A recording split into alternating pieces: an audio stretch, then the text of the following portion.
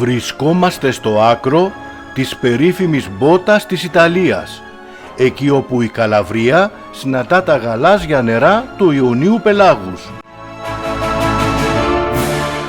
Κάτω από τον ντρόν απλώνεται ο Κρότονας, μια πόλη που δεν είναι απλώς ένας όμορφος παραθαλάσσιος προορισμός, αλλά ένας τόπος με ιστορία σχεδόν 3.000 ετών. Το επιβλητικό κάστρο του Καρόλου του Πέμπτου δεσπόζει πάνω από την πόλη, θυμίζοντας τις εποχές που οι ακτές αυτές έπρεπε να προστατευτούν από επιδρομές και κατακτητές. Εδώ, γύρω στο 710 π.Χ., Αχαιοί Άπικοι ίδρυσαν τον αρχαίο Κρότονα, μία από τις σημαντικότερες πόλεις της Μεγάλης Ελλάδας.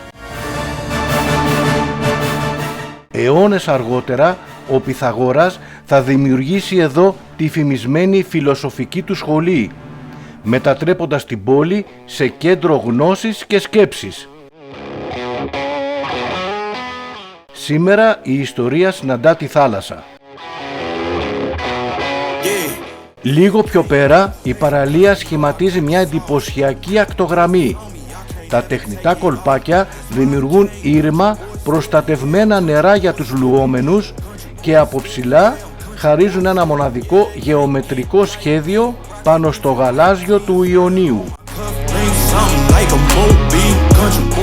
Ο Κρότονας δεν είναι μόνο ένας τόπος με σπουδαίο παρελθόν.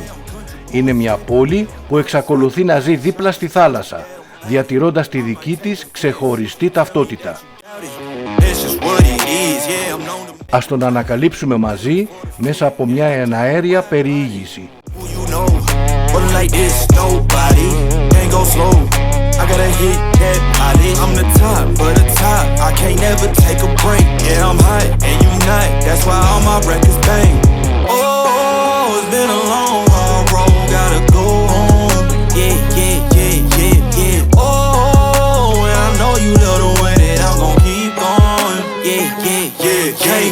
Flexing cause they know I got the sauce.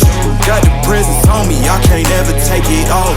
That's why I came country boy stepping. Yeah, I'm country boy stepping. Country boy stepping. Yeah, I'm country boy stepping. Yeah, they can't get like me. Rocking boots and white tee. Designer on my cuff, something.